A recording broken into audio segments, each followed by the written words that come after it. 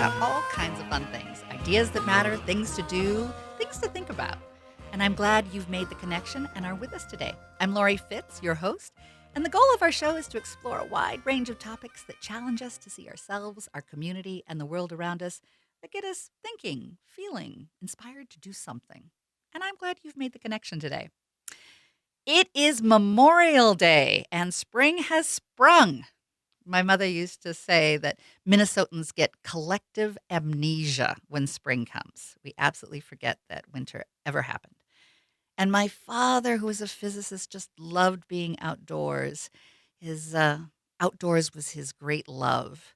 And he would just sit out there and study things and just take it all in. And one of my favorite memories of him was having him take me around and show me dirt.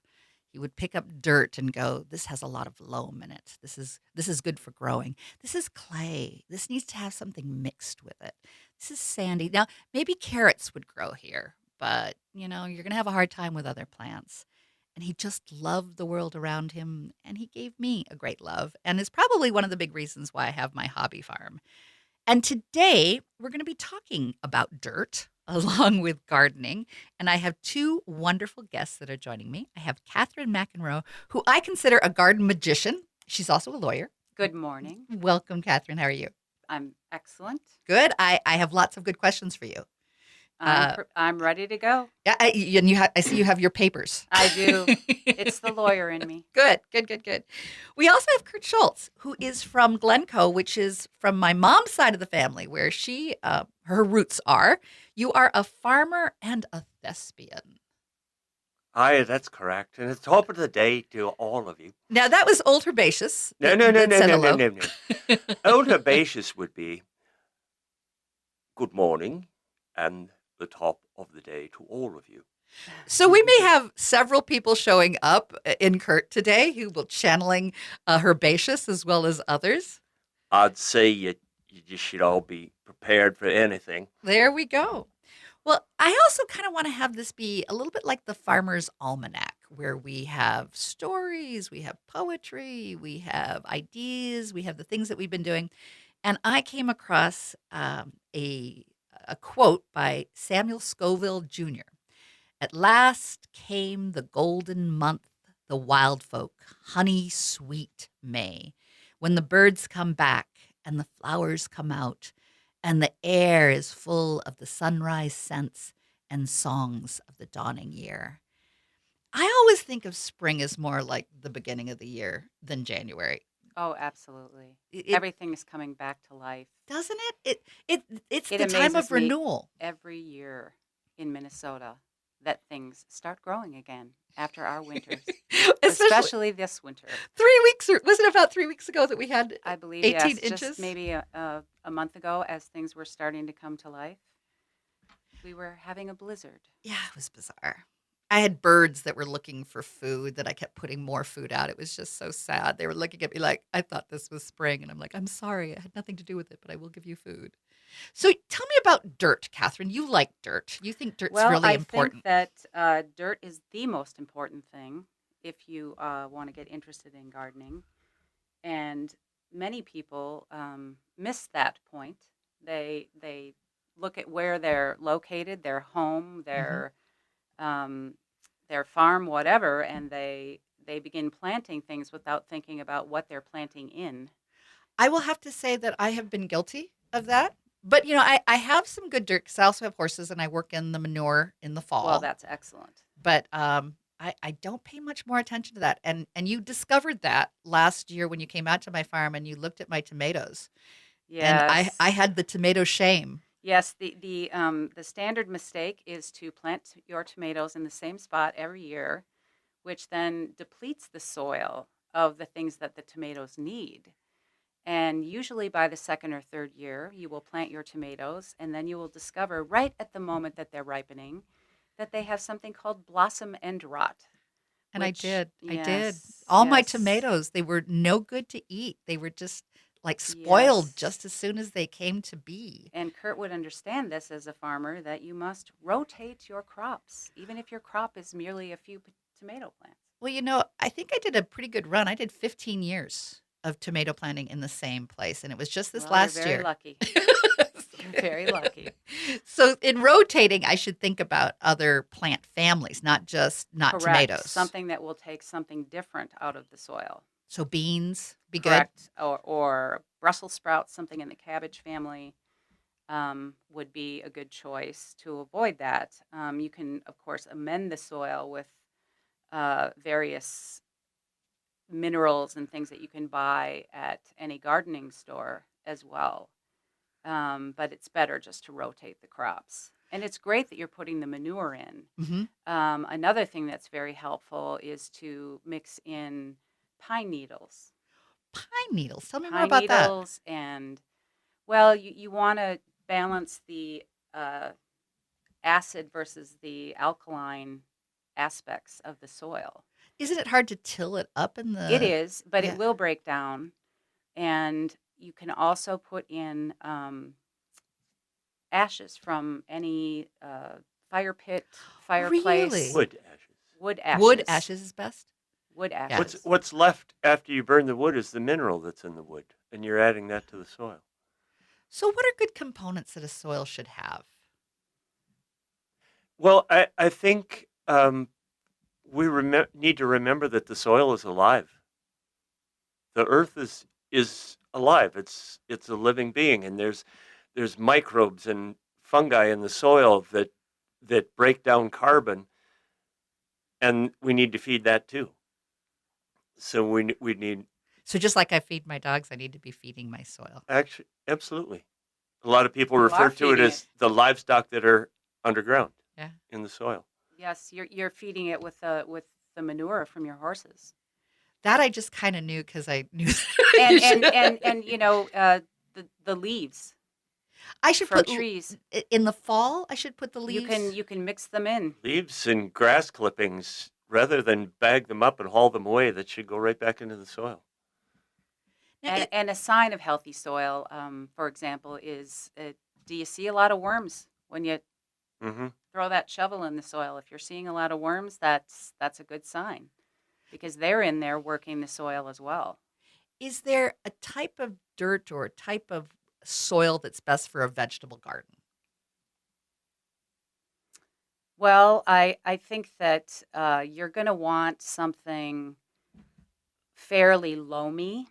If you're digging in and you're seeing some lighter colored, sort of really clay-like soil, you're going to need to put some peat moss. You're going to need to put in some pine needles, some wood ashes, some manure. Mix that all together before you plant, because nothing is going to grow in the clay. Is there a color that I should look for? Like you said, clay. So if I see Well, that it's it's just- orangey, I mean, is it dark? Is It's black going, dirt? It's going to be a darker color, Mhm. and it will have what I call an earthy smell. Correct. Yes. When I was working with a girlfriend last weekend to do some hardscaping on her front garden, I was explaining to her, as you dig into the soil, usually in Minnesota, almost everywhere, you'll go about 6 to 8 inches and you will hit clay Mhm. in most areas, unless you're on a farm or somewhere Mhm. where the soil has been worked continuously, or you have a beautiful place that's had trees forever. Mhm.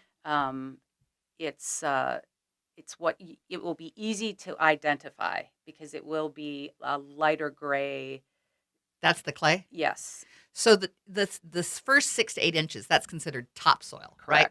correct. And that's what you got to. That's the living. That's what all the life on this planet, living above the earth anyway, depends on. Without that 6 inches of topsoil, none of us would be here. Tell me Yes. more, Kurt. I believe that was the Dust Bowl, was it not? When the topsoil. Well, went to- yeah. So a lot of areas in the United States that have been farmed continuously for a long time used to have considerably more topsoil than they have now. But through wind and water erosion, a lot of that has been lost.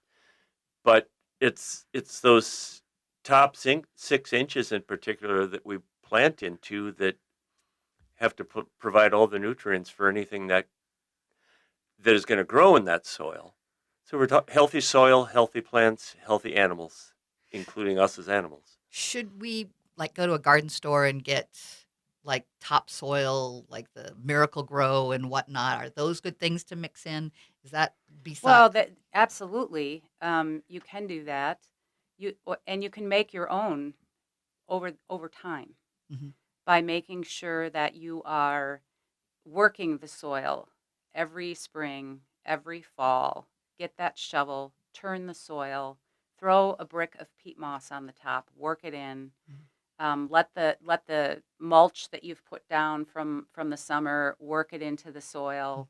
Let it break down over the winter and in the early spring, so that when you're planting for the next year, you've been working in these various additives.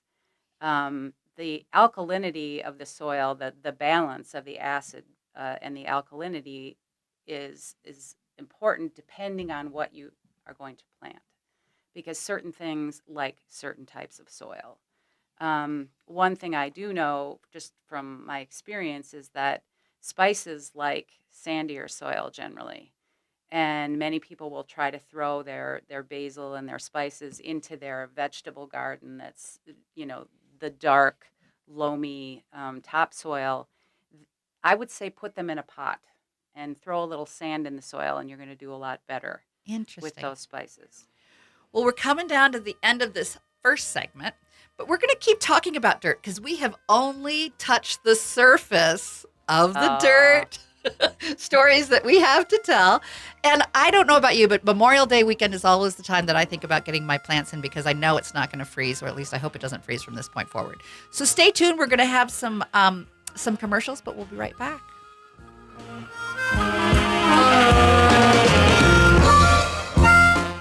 Connections Radio Show wants to feature your favorite nonprofits as well as the arts that mean the most to you. Do you have a nonprofit you care about, or an artist that you'd like to have featured on Connections Radio Show? We have very reasonable advertising and sponsorship packages that would provide for an on-air segment or perhaps a whole show. Interested? I'm Lori Fitz, and contact me at fitzradio@gmail.com. That's FITZ radio@gmail.com. I look forward to hearing from you. Hello, humans. This is me, Ellie Krug, with Ellie 2.0 on Monday mornings at 7:30. This Monday, I'll be back to talk about someone who's made the world a better place. Yes, Ellie 2.0 is about idealism and my own practical idealism, where I share not only about real heroes, but also about my work as I go across North America, training on human inclusivity, and where I seek to make the world a better place. Please tune in. Ellie 2.0 on AM 950, the progressive voice of Minnesota. Minnesota's appliance specialists at Warner Stellian are offering memorable savings right now. Choose any Bosch or KitchenAid dishwasher at our guaranteed price, then save more with free installation from our trusted specialists. Save hundreds on top-rated laundry pairs, French door refrigerators, and more kitchen packages than you can count. Warner Stellian has all the best brands, including Whirlpool, GE, Frigidaire, LG, and Samsung. Memorable savings on appliances now through June 2nd can only be found at Minnesota's original appliance specialist, Warner Stellian. Connections Radio Show is all about tapping into our hardwired hunger to connect. We examine meaningful connections to ourselves, our community, and the world around us. By opening the door to innovative insights by a wide variety of interesting guests, we'll make the connections to something bigger than ourselves. Join me, Lori Fitz, your host of Connections Radio Show, and together we'll make the connections. Saturday mornings at 9 a.m. on AM 950, the progressive voice of Minnesota. Hi, this is Ken Haglund, president of Minnesota Hospice, inviting you to listen to our new show airing on AM 950 on Saturdays from noon to 1. Our team from Minnesota Hospice will be continuing our series titled Lifting the Veil, revealing the spiritual truths about dying and death, where we share insights on the spiritual aspects of this profound experience. Please join us Saturday from noon to 1 for the new Minnesota Hospice show and learn more about us online at minnesotahospice.com. The Firestone 30-day buy and try guarantee. It's the guarantee that means if you're not satisfied within the first 30 days of your tire purchase, Firestone will refund or replace them. No one is more committed to the quality of their tires than Firestone, and we stand behind everything we put our name on. Because while finding the right tire isn't always easy, choosing the right name should be. Find the right tire for you at your local Firestone retailer. Whatever you drive, drive a Firestone. Limitations and restrictions apply. See firestonetire.com for full details. Welcome back to show. We're so glad that you made the connection today. We're talking about gardens. We're talking about planting. We're talking about dirt. We're talking poetry. We've got Catherine McEnroe, who I consider to be a a garden magician. And she's also a lawyer, so she's, wicked smart. And then we have Kurt Schulz, who is a farmer down in Glencoe. Wicked. A wicked farmer Wicked as farmer. well. And he raises grass-fed beef. That's correct. And he also has a show, a one-man show, Old Herbaceous. Old Herbaceous. It's about an old English gardener. And we're And going he to tells his life story from the time he was but a wee chap until an older man. He spends his entire life working at an English manor. And in this story that you tell, are gardens his heart and soul? Gardening is what he does. Ah. As a young boy, he entered a flower competition in the local village and won. And then was taken on by an English manor, and he was, as he grew older, in charge of the gardens, the flowers, the vegetables. Now, this is a show that you are promoting. It's a one-man show. It runs about an hour. It's, a little more than an hour, yes. And if folks are interested and want to learn more, you want to give them your email? Absolutely. If you're going to want to see this show, folks. My email is ayerstein@gmail.com. Just contact me and I'd be happy to communicate with you. Now, we left the show talking about good dirt. And now I'd like to talk a little bit about zones and times to plant. I know that Memorial Day is the time that I've always thought about planting, but it's changed over the last 15, 20 years, hasn't it? Well, certainly the zone map put out by the National Gardening Association and the USDA has shown that plant hardiness, and that is what will survive a winter in any given location, has shifted considerably in the last 20 years. We previously were about a zone 3A, which means that the low temperature during the winter was somewhere between 35 below and 40 below.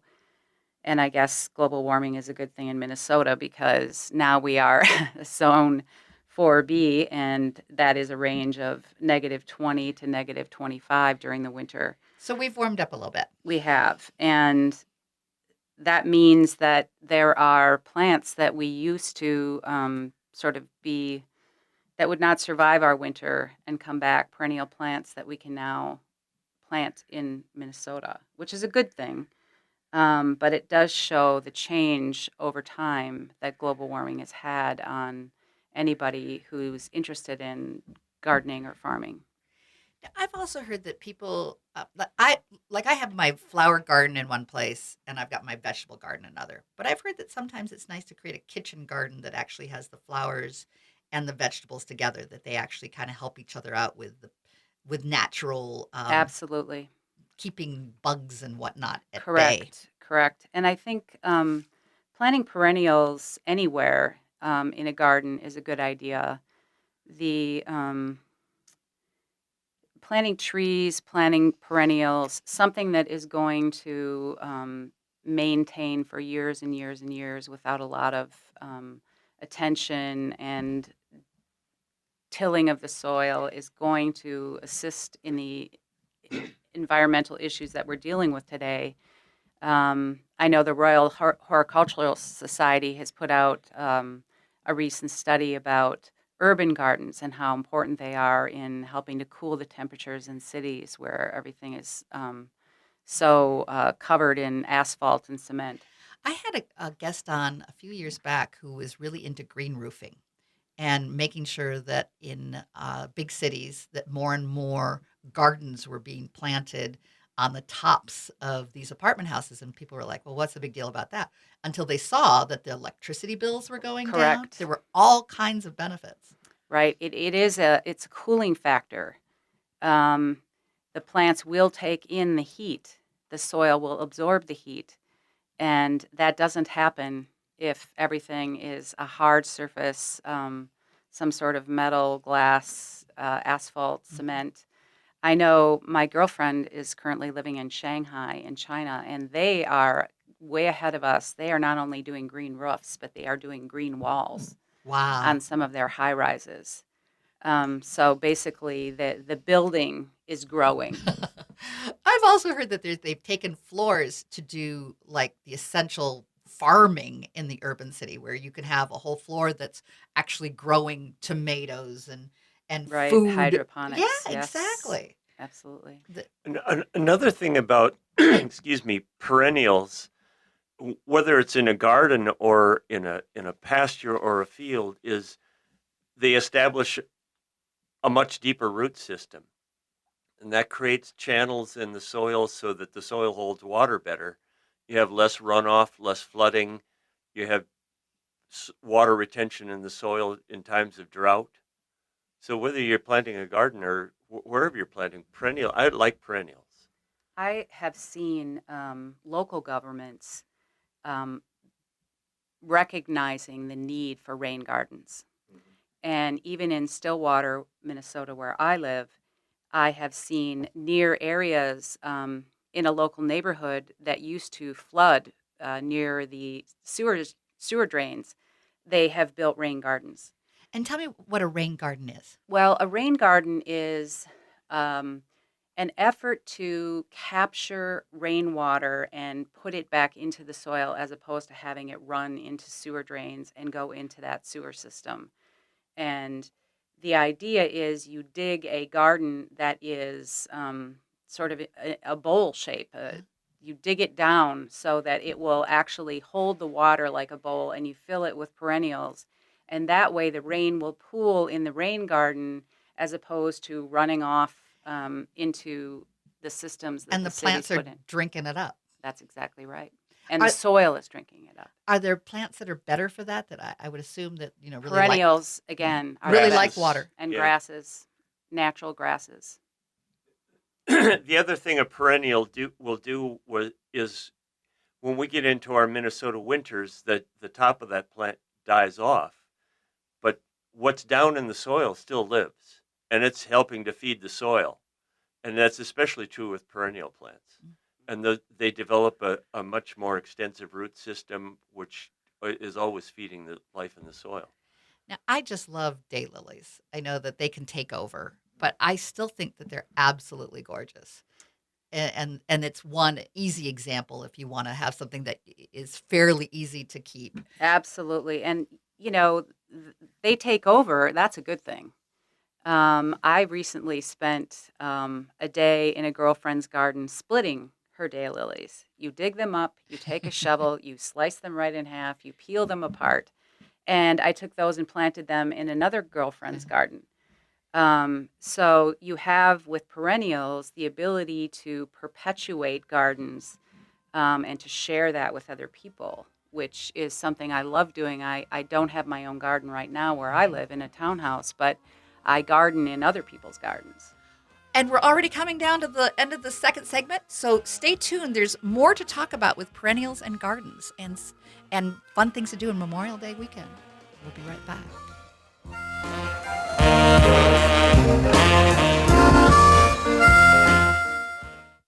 The NLS Braille and Talking Book program gives patrons the freedom to read their way, listen to their stories. When I lost my sight, the only thing I had was reading, and it was like therapy to me. NLS has pretty much anything you'd possibly want to read. Just can't recommend it enough. It's a free service. It's amazing how much you can get. I have used every means there is, I think, of getting access to the National Library Service books. If you want to read in electronic Braille, you can. If you want to read on your phone, you can. If you want to read in Heartprint, you can. Everybody can read the way they want to read using this program, and it's a program worth looking into. For more information about the National Library Service for the Blind and Physically Handicapped Library of Congress, visit loc.gov/thatallmayread or call 1-888-NLS-READ. Minnesota is home to the only major institution in North America devoted to Russian art, history, and culture. The Museum of Russian Art, located off 35W on Diamond Lake Road in South Minneapolis, can be your personal connection to extraordinary artists, stories, and context. We offer more exhibitions and events than ever before, from concerts and lectures to vodka tastings and more. Open daily, free parking, and a great Groupon deal. Find out more at tmora.org. Hi, I'm Dr. Scott Shamblat from Shamblat Family Dentistry. We're the fear-free, get-you-out-of-pain-now dental office. And I'm Rachel Shamblat. Did you know a lot of people are afraid of the dentist? You don't need to be afraid of my dad. He makes going to the dentist comfortable and even fun. We don't care if you're a dental regular or haven't seen a dentist in years. We just want to make you comfortable and get you out of pain. If you don't see my dad, please see another dentist. Take care of your teeth because they're the only ones you get. Call 1-800-FIX-MY-TEETH or visit fixmyteeth.us. Saturdays at 1 p.m., you have a chance at a fresh start, a new beginning. Hi, everybody. This is Freddie Bell, host of New Beginnings. Our show features the concerns of America's 78 million baby boomers in employment, finance, health and nutrition, spirituality, and even entertainment. Every day is a chance for a fresh start. Join us Saturdays at 1 p.m. for New Beginnings with Freddie Bell on AM 950, the progressive voice of Minnesota. Hi, Matt McNeil for Rudy Luther Toyota. My first Toyota love was the RAV4 back in 1998. When I was traveling in February, I needed a rental car, and I jumped at the opportunity to drive one again. The RAV4 is fantastic with all the bells and whistles you need, and it has all the modern safety features to keep us safe. Comfort as we vacationed. It fit all 5 of us and our luggage with ease. I was able to revisit my first love. Now, you can fall in love for yourself by test driving a RAV4 today at Rudy Luther Toyota, the southeast corner of 394 and 169. With your AM 950 weather, this is Eric Nelson. Today will be sunny and hot with a high near 95. Tonight, clear with a low around 67. Sunday, sunny and hot with a high near 97. And Sunday night, a low around 70. Memorial Day will be clear with a high of 94 and a low around 70. The Bad Waitress at 700 Central in Northeast Minneapolis is a bit more grown up than its sister on Nicolay. Offering free parking in the back, this finer diner vibe has a full bar serving craft cocktails and a brand new inventive dinner menu including the Chicken Did Waffle. Check out the full menu at thebadwaitress.com. Welcome back to Connections Radio Show. We're talking about gardens. We're talking about how to make our gardens richer, things to think about for the gardens, things to think about with our soil. And I have 2 wonderful guests joining me today. I have Catherine McEnroe, who is my garden magician. She advises me. She inspires me. She helps me understand what to do with my little hobby farm. She's also a lawyer, and she's very, very smart. Hello, Catherine. Good morning. Good morning. I also have Kurt Schultz here. Kurt is a farmer. He has like about 70 acres down in Glencoe. He raises grass-fed beef. He loves the land. He grew up. He's living in the home that he grew up in. That's correct. And he is a thespian. He does a one-man show. You're not only an actor, but you're also a director. I've done some directing, primarily acting. Primarily acting. And if folks get interested in having a one-man show about gardening and life, our friend Kurt does a show called Old Herbaceous. And would you like to give us that Gmail? The Gmail is ayerstein@gmail.com. And if folks are interested in learning more about that, they can send you an email, and Yes. you're taking it on the road. Absolutely. Yes, it's ready to go. Well, I just performed it actually about 3 weeks ago at the Southwest Minnesota Artists Retreat in Tyler. How did that go? Really well. Really well. Art and nature seem to go hand in hand. Mm-hmm. And we've been talking about perennials. The last thing we talked about is how wonderful these great perennials can dig into the soil and have deep roots. And we talked about lilies. And on break, we talked about our favorite flowers that go into salads. Now, Kurt feels that lilies are delicious in a salad. Yes, they are. I've never done a lily. I've always been shy around the lily in ripping its petals and putting into a salad. Well, I have a lot of them, so pulling off a few petals for the salad isn't so bad because there's always more.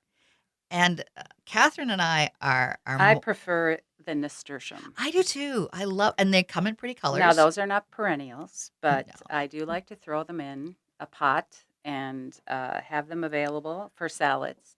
They are a make them look I think we beautiful. should have a salad party, is what I think. I do believe so, yes. Well, they are a multi-purpose because they're lovely on the patio. I love having them in the pot, so they make your patio look pretty. Very colorful. And then you can, bring them up, pick them over, put them in your salad. I sometimes have children over, and I will pick a flower and eat it in front of them. Yes, they're quite surprised. Yes, I love their little look. Like, you just ate a flower. Yes, I did. And I think we should remember that anything that blossoms is going to attract bees. Yes. And many things eat flowers. It's really, really important. Now, bees, I'm very concerned about, as many people are. It seems like we're getting less and less bees, and I'm a great fan of honey. And so I thought, well, maybe I should start having, getting bees. And I was cautioned that getting bees is not necessarily going to help. What really helps is planting food for the bees. They're already being starved. So what are some things that I should plant for my bees? Well, one thing I like to plant, the common name is bee balm, but the technical name, I believe, is Monarda. And you can get it in a variety of colors. It is a perennial that, like lilies, will grow and spread every year. And it also attracts hummingbirds. Oh, I love hummingbirds. And butterflies. Nice. And butterfly weed is another that's very good. Beautiful, colored, medium-sized perennial. The more you can plant these types of perennials in your rain garden, in your vegetable garden at the back, you are going to help the bee and butterfly population survive. When we first get started, like with bee balms, is there some special care that I should give as I'm getting them started? Should I start them inside and then plant them later? Or? No, you can find them at any garden store, and they're hardy perennials in Minnesota. You just throw them right in the soil. They'll come back every year. They'll usually spread. In fact, the red variety spreads quite wildly, so you'll have to keep an eye on that. But those types of plants are essential to help the butterflies and the bees survive, and we need those bees to pollinate the crops. Yes. And one thing that I would recommend is don't kill those dandelions, because it's one of the first things that flowers in the spring or early summer, and bees will go to the dandelions for nectar. I think that brings us to sort of the fork in the road that some people have. Like, I am not a big fan of perfect lawns. Now, I know there are people out there that really make sure that their lawn is absolutely perfect, but I like the dandelion. But not everyone does. And if you don't like the dandelion and you've got those dandelions that go to seed and they start to float around, you may have some neighborhood issues about the dandelion. I know I did when I lived in Edina. I had neighbors knocking on my door going, really, we'd like to have the dandelions out. So you may have to negotiate your land and your dandelions, but I'm a great big fan of them. I would we don't change our views very easily or very quickly, but part of this whole big picture is changing the way we think about how we treat the earth. Yeah. And when you're killing dandelions or any other plant with chemicals, not only are you killing a source of food, but the neonicotinoids are poisonous to bees. So we're doing double duty there in harming ourselves, really. Mm-hmm. So keep those dandelions, and then talk to your neighbors about how important those dandelions are. So that the dandelion greens are good in salads too, by the way. If you get them early in the summer. And I have never had, but I've always wanted dandelion wine. I've heard it's very good. So heritage seeds is also something I have on my list here of things that would be cool to talk about. You have a great passion for heritage seeds. Tell me more about that, Kurt. Well, I don't consider myself an expert on this by any means, but we were talking on break about the different varieties of corn that had been developed in South America, and varieties that will grow in certain soils, or a variety they would plant in a drought year, and they were all adapted for different purposes. And the same thing is true with tomatoes, potatoes. The list is pretty long, but we've lost a lot of those seeds because of monocultures and hybridization. when we breed a tomato that will survive being shipped all the way across the United States, we lose a lot of the flavor and texture in it that we had with some of these heritage foods. And when I think of heritage, I think of like the heirloom tomatoes. They're part of our our heritage. Absolutely. And I know that there are places that you can go to get more of the seeds of our ancestors. Well, I believe there's a vault of seeds. I buy my seeds from the Seed Savers Exchange in Iowa. Yes, that's and what they I've have a heard lot of, of yeah. heritage seeds. The native seeds in Arizona, a lot of that they have down there might not work up here in this far north. Different zone. But there are Exactly. several other places too that I think if you just go on the internet and look for heritage seeds, you can find a lot. Yeah, there are quite a few catalogs I've seen for heritage seeds. We used to plant giant pumpkins, I which we remember those. purchased Yes. those seeds from somewhere over on the East Coast. But I know that saving varieties of plants is essential to saving our climate, saving our earth. And I know that there's a vault of seeds Norway. in Norway, yes, that is to protect in the event of a catastrophic nuclear war or something like that, so that if we need to regenerate the plants on Earth, we can do that. It's too bad that it would take something like that in order to understand the variety is good for the Earth. Absolutely. It's both sad and hopeful that we are wanting to preserve. Right. These different crops and the different strains in these crops were all developed over thousands, hundreds of thousands of years by people who were cultivating them, and they all served a purpose. And we've kind of forgotten that. And it's important to save these seeds because we may very well need them for our very survival someday.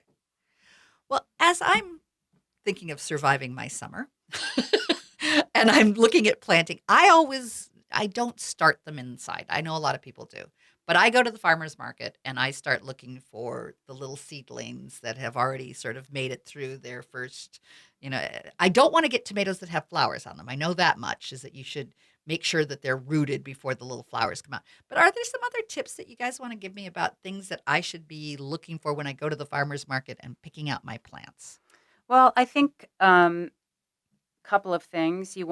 I think it's easy to tell, even if you're not a gardening guru, is to look at the plant and see if it has any sort of disease or spots or black leaves or too yellow of leaves.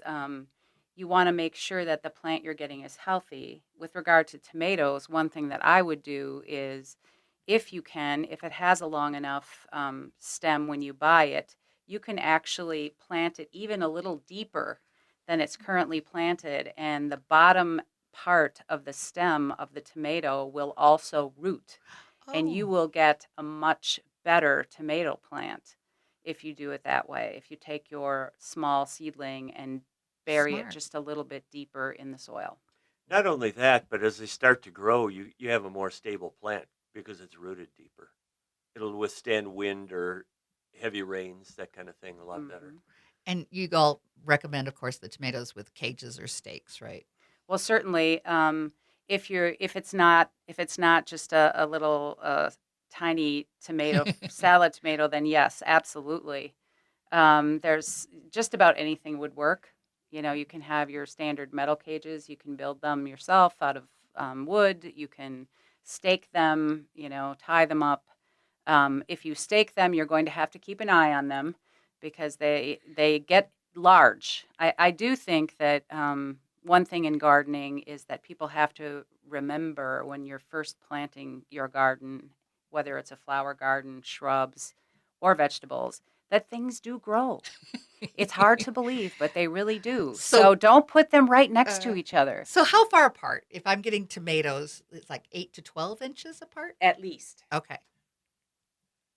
I do something that I'm sure would defy a lot of the accepted knowledge, but when I plant things like, for example, potatoes and squash, I plant them quite close together.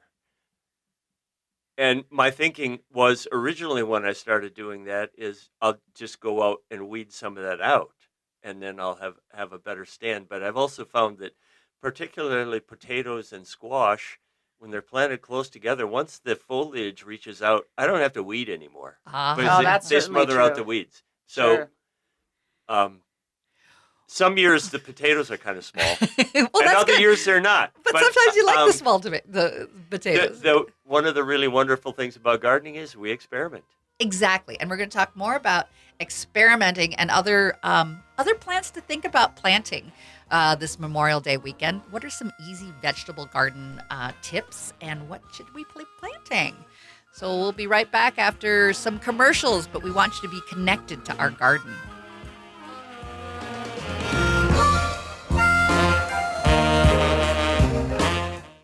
Stages Theater Company is dedicated to creating a space where diverse opinions, courageous dialogue, and community engagement is not only valued, but vital to our shared artistic and educational success. Stages Theater Company creates a welcoming home for all. For over 30 years, Stages has supported quality theater programming for children. Stages gives opportunities for youth to be on stage, backstage, in the audience, and in the classroom.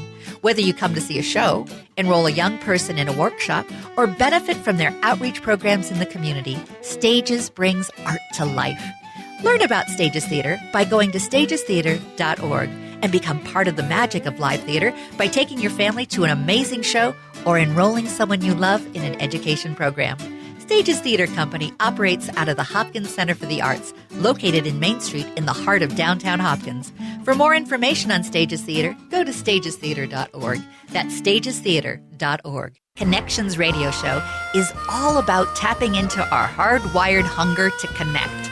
We examine meaningful connections to ourselves, our community, and the world around us.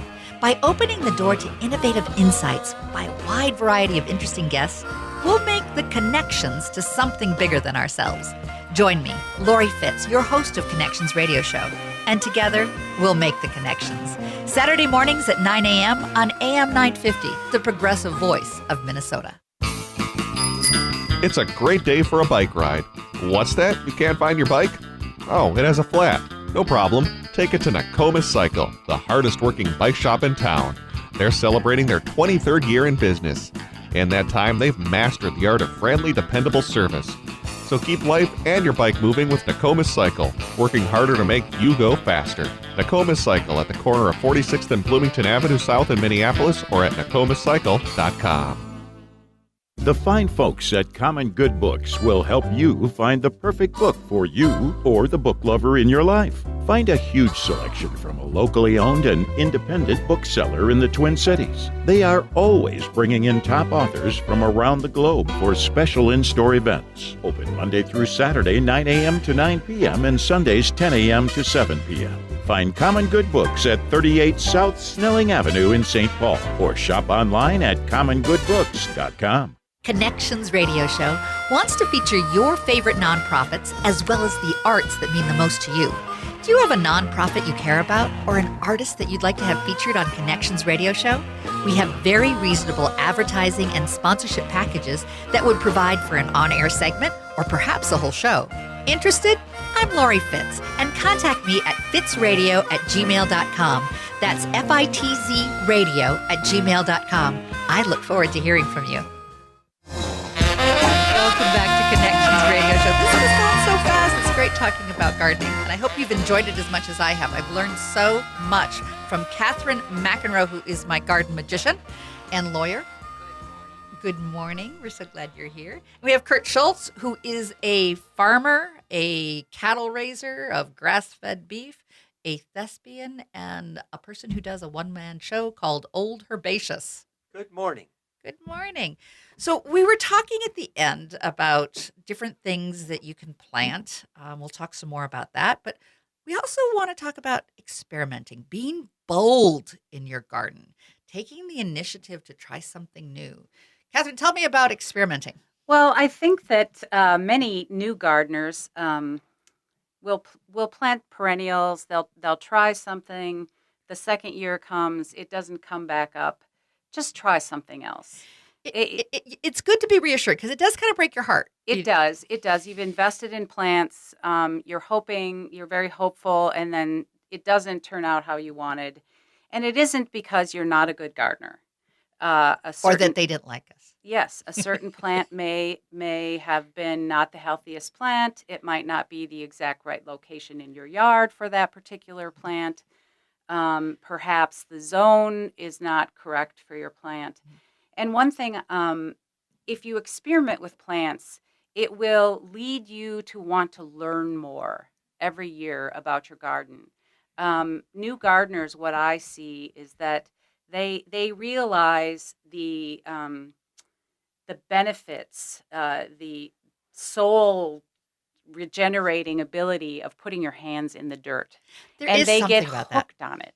Yeah, I don't know if there is something alive in the dirt, as we've been talking about, that energizes us. But I do does. believe so. I get And hungry for as it. someone who's spends her life with papers as a lawyer, it really does regenerate me to put my hands in the soil. And I think when you get hooked on that, you have to learn that this is going to be a lifelong passion. And you will have gardens for years and years and years, and you will have opportunities. So try not to be too disappointed when something doesn't quite work out. It will lead you to something that will educate you about a particular plant. Do you journal?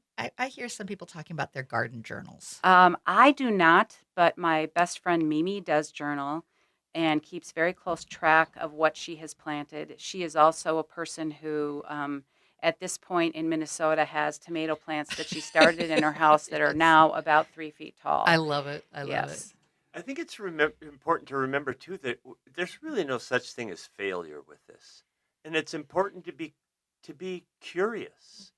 And we need to remember that when some things fail one year, this is nature working here. And there's a bigger reason why that happens. I can notice that in my pastures that some grasses thrive better some years than others. It's just nature at work. Exactly. We need to be part of it rather than apart from it. Well, I'm going to also be posting on my Facebook connections page about some plants that do better together, some vegetables that do better together, and some that do not get along at all. And I think that's helpful as you're looking for what to plant and where to plant and how to plant and all of that good stuff. But we also want to talk about chickens today. My friend Kurt here has purchased some baby chicks that I will be a beneficiary of at least some of them.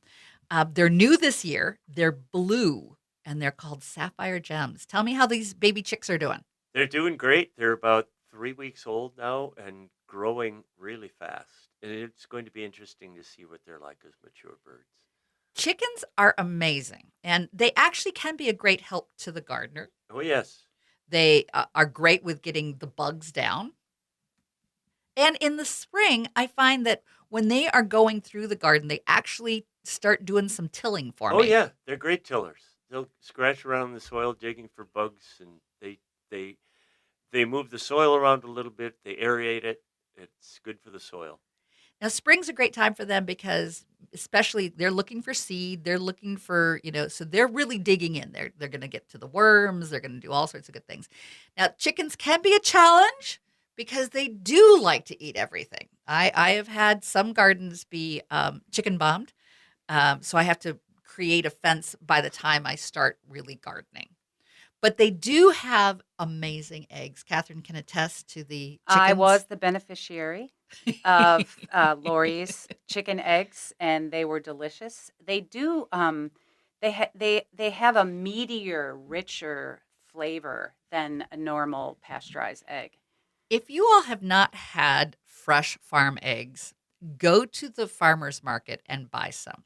At first, I was not crazy about the idea about getting chickens because I thought, they're just messy and they're birds. And I had always had trouble eating eggs, so I thought, well, I'll never eat the eggs because it's just going to make my stomach hurt. I was amazed. The first time I ate a fresh egg, it was like I'd never eaten an egg before. And Absolutely. and no stomach problems, no. I'm wondering if some of the problems that I've had with eggs that I have bought is that they're old. You know, that could be.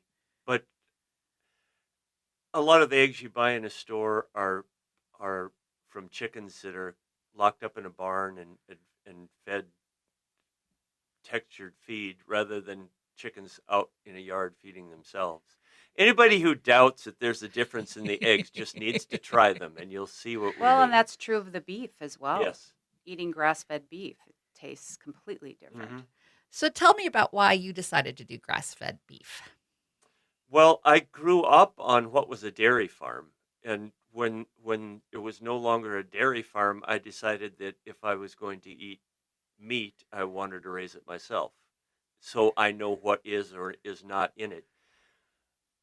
When we were milking cows, there was a little bit of grass, but we didn't do a lot of grazing, but I could certainly see the health benefit of being grass-fed.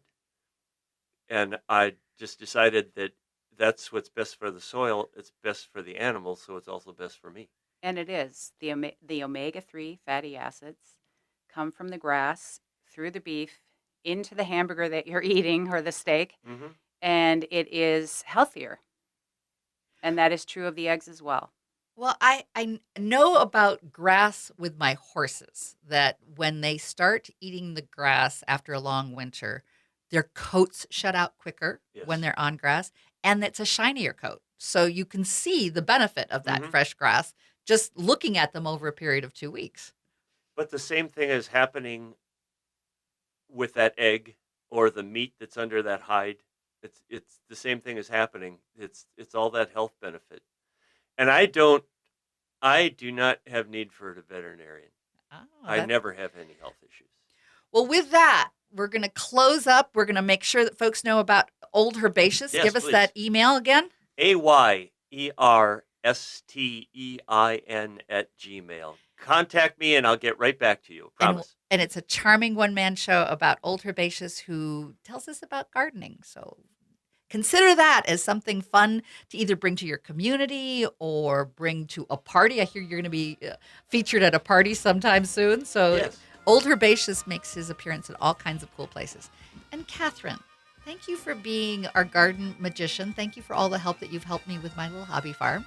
Get out this weekend and dig in. I will. I'll get my fingernails dirty in the dirt and soil. And I hope you will too. I hope you'll have a wonderful Memorial Day weekend, and I hope you celebrate it outside. Have a good one.